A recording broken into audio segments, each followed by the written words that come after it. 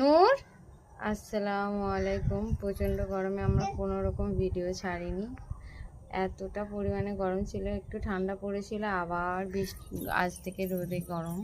নূর এদিকে দেখো, ও সোনা, নূর সোনা। নূর মাসিমণির বিয়ে বাড়ি থেকে বিয়ে খেয়ে এসেছে। ও বাবা, কি দেখতে পেয়েছো মা? কেন তোমাকে ভয় লাগতেছে কেন? আর দেখো নূর সোনা,